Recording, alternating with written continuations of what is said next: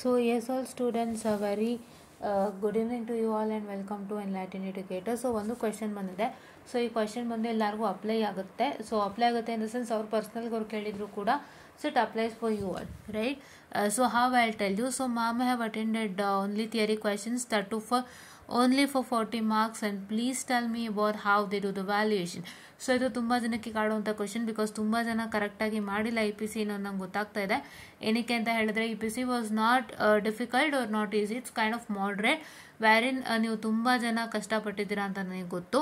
So what is the matter is that, so as is a very new subject, ತುಂಬ ಕಡೆ ನಾನು ಕೇಳಿರುವಂಥದ್ದು ಹೊಸ subject ಅಲ್ವಾ, ಸೊ ತುಂಬ ಈಸಿಯಾಗಿ ವ್ಯಾಲ್ಯೂಯೇಷನ್ ಆಗುತ್ತೆ ಅಂತ. ಇದು ಹೊಸ ಸಬ್ಜೆಕ್ಟ್ ಆಗಿದ್ರೂ ಕೂಡ ಕಾನ್ಸೆಪ್ಟ್ಸ್ ಎಲ್ಲ ಹಳೇದೇ ಆಗಿತ್ತು. The concepts were old, wherein the seniors have studied those concepts. ಅದನ್ನು ಅವ್ರು ಏನು ಮಾಡಿದ್ದಾರೆ, ಇ ಪಿ ಸಿನ ಸಬ್ಜೆಕ್ಟ್ ಅಡಿನಲ್ಲಿ ಯಾರ್ಯಾರು ಯಾವ್ಯಾವ ಕಾನ್ಸೆಪ್ಟ್ಸ್ ಓದಿದ್ರು ಅದನ್ನೆಲ್ಲಾನು ತೊಗೊಂಬಂದು ಕ್ಲಬ್ ಮಾಡಿ they have made it a subject called C P C. But ಇದು ನಿಮಗೆ ಹೊಸದು, ಹೌದಾ? ಬಟ್ ನಿಮ್ದು ಇದು ಖಂಡಿತ ಹೊಸದು. ನಮಗೆ ಇ ಪಿ ಸಿ ನಮಗೂ ಹೊಸದೇನೆ. ಆದ್ರೆ ಏನು ಅಂತ ಹೇಳಿದ್ರೆ, with respect to model 3, 4 and 5 we also have studied before in other subjects. ನಾವು ಬೇರೆ ಬೇರೆ ಸಬ್ಜೆಕ್ಟ್ ಅಲ್ಲಿ ಓದಿದ್ವಿ, ಅದನ್ನೆಲ್ಲ ತಗೊಂಬಂದು ಏನ್ ಮಾಡ್ತಾ ಇದ್ದಾರೆ ಅಂತ ಹೇಳಿದ್ರೆ ಒಂದು ಮಾಡೆಲ್ ತರ ಮಾಡಿ ಅದನ್ನ ಇ ಪಿ ಸಿ ಅಂತ ಮಾಡ್ತಾ ಇದ್ದಾರೆ. So as is the new subject and ಸ್ವಲ್ಪ ನಿಮ್ಗೆ ಇದು ಹೊಸದು ಕಷ್ಟ ಆಗಿದೆ ಅಂತ ಅನ್ನೋದ್ರಿಂದ they will make a correction very lenient, no problem. So ತುಂಬಾ ಲೀನಿಯಂಟ್ ಆಗಿ ನೀಟಾಗಿ ಕರೆಕ್ಷನ್ ಅನ್ನ ಮಾಡ್ತಾರೆ. They will not make it too and too strict, ತುಂಬಾ ಸ್ಟ್ರಿಕ್ಟ್ ಆಗಿ ಅಲ್ಲಿದೆ ಇರಬೇಕು ಇಲ್ಲದೇ ಇರಬೇಕು ಅನ್ನೋ ತರ ಏನು ಮಾಡಲ್ಲ ಅಂತ ನಾನು ಅನ್ಕೊಂಡಿದ್ದೀನಿ. ಸೊ ಅಂಡ್ ಒಂದು ನೆನಪಿನಲ್ಲಿ ಇಟ್ಕೊಳ್ಳಿ ಗೈಸ್, ನಿಮ್ಮ ಡಯಾಗ್ರಾಮ್, ನಿಮ್ಮ ಸರ್ಕ್ಯೂಟ್ ಅಲ್ಲಿ ಏನೇ ಒಂದು ಸಣ್ಣ ಪುಟ್ಟ ಮಿಸ್ಟೇಕ್ಸ್ ಇದ್ರು, ನಿಮ್ಮ ಸರ್ಕ್ಯೂಟ್ ನಲ್ಲಿ ಏನಾದ್ರು ಎಡವಟ್ ಮಾಡಿದ್ರು ಕೂಡ ನಿಮ್ಗೆ ಡಯಾಗ್ರಾಮ್ಗೆ ಮಾರ್ಕ್ಸ್ ಸಿಗಲ್ಲ, ಹೋಲ್ ಕ್ವಶನ್ಗೆ ಮಾರ್ಕ್ಸ್ ಸಿಗಲ್ಲ, because diagram plays a very very important role guys. That one you need to remember. So ಯಾರು ಡಯಾಗ್ರಾಮ್ ಅಲ್ಲಿ ಮಿಸ್ಟೇಕ್ ಮಾಡಿತ್ತು ಅಂತಂದ್ರೆ ದಯವಿಟ್ಟು ಮಾರ್ಕ್ಸ್ ನ ಎಕ್ಸ್ಪೆಕ್ಟ್ ಮಾಡಬೇಡಿ. And one more thing to tell you is that, so ನೀವು ಸ್ವಲ್ಪ ರಿಲೆವೆಂಟ್ ಪಾಯಿಂಟ್ಸ್ ಗೆ ನೀವು ಆನ್ಸರ್ಸ್ ಬರ್ದಿತ್ತು ಅಂದ್ರೆ, for written the answers for relevant points, ಅದಕ್ಕೆ ಆ ಪಾಯಿಂಟ್ಸ್ ಗೆ ಸಂಬಂಧಪಟ್ಟಂತೆ ರಿಲೆವೆಂಟ್ ಆಗಿ ಏನಾದ್ರು ಬರ್ದಿತ್ತು ಅಂದ್ರೆ ಅದಕ್ಕೆ ಒಂಚೂರು ಮಾರ್ಕ್ಸ್ ಸಿಗುತ್ತೆ. But you written everything wrong, then they will not provide you the marks. And one more thing, ಈ ಕ್ವಶನ್ ಗೆ ಸಂಬಂಧಪಟ್ಟಂತೆ ಬರೋದಾದ್ರೆ, ಸೊ 40 ಮಾರ್ಕ್ಸ್ ಕರೆಕ್ಟ್ ಆಗಿ ಅಟೆಂಪ್ಟ್ ಮಾಡಿದೀನಿ. ಸೊ ನೀವು 40 ಮಾರ್ಕ್ಸ್ ಕರೆಕ್ಟ್ ಆಗಿ ಅಟೆಂಪ್ಟ್ ಮಾಡಿದ್ರು ಅದು ಕರೆಕ್ಟ್ ಅಂತ ಒಂದ್ಸತಿ ನೀವು ನೋಡ್ಬೇಕಾಗತ್ತೆ. It is up to you, ಆಯ್ತಾ?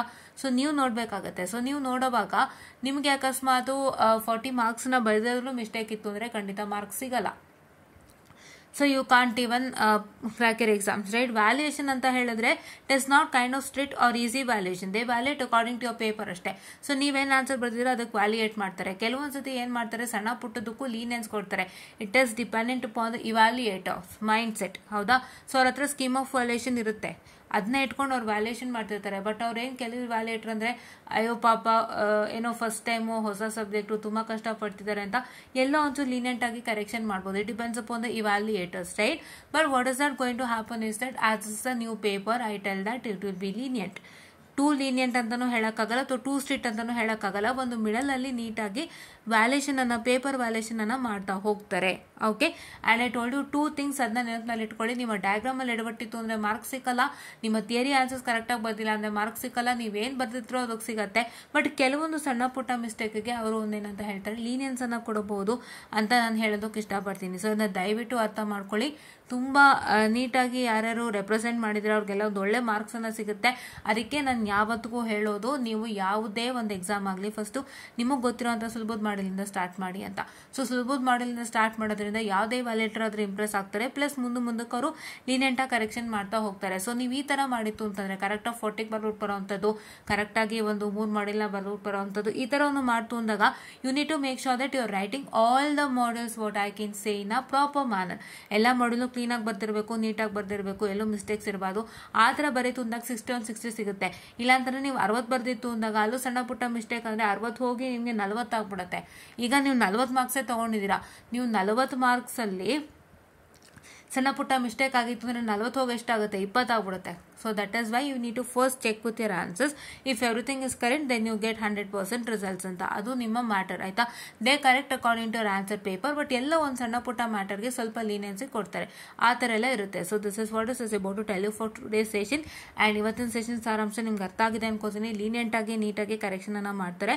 ತುಂಬಾ ಲೀನಿಯಂಟ್ ಅಂತಾನೂ ಅಲ್ಲ, ತುಂಬಾ ಸ್ಟ್ರಿಕ್ಟ್ ಅಂತಾನೂ ಅಲ್ಲ, ಒಂದು ಕರೆಕ್ಟ್ ಆಗಿ ಒಂದು ಲೀನಿಯಂಟ್ ಆಗಿ ಮಾಡ್ಕೊಂಡು ಹೋಗ್ತಾರೆ.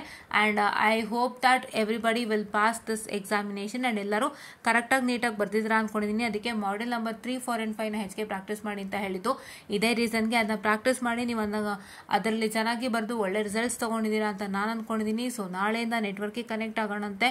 ನೆಟ್ವರ್ಕ್ ಅನಾಲಿಸಿಸ್ ಏನೇನಿದೆ ಎಲ್ಲ ಪೆಂಡಿಂಗ್ ಎಲ್ಲ ಫಿನಿಶ್ ಮಾಡ್ಕೊಳ್ಳೋಣಂತೆ. ನಿಮಗೆ ನೆಟ್ವರ್ಕಿಗೆ ಒಳ್ಳೊಂದು ಗೈಡ್ಲೈನನ್ನು ಕೊಡ್ತೀನಿ, ಫಾಲೋ ಮಾಡ್ತಾ ಹೋಗಿ, ಒಳ್ಳೆ ರಿಸಲ್ಟ್ ತೊಗೊಳ್ತೀರಾ. ಇವಾಗ ಆಲ್ರೆಡಿ ಹೇಳಿದ್ದೀನಿ, ಅದನ್ನ ಫಾಲೋ ಮಾಡ್ತಾ ಹೋಗಿ. ನಾಳೆ ನಾವು ಒಂದಿಷ್ಟು ನೆಟ್ವರ್ಕ್ ಬಗ್ಗೆ ಮಾತಾಡೋಣ ಅಂತ ಹೇಳ್ತಾ I just wind up the session all guys and thank you.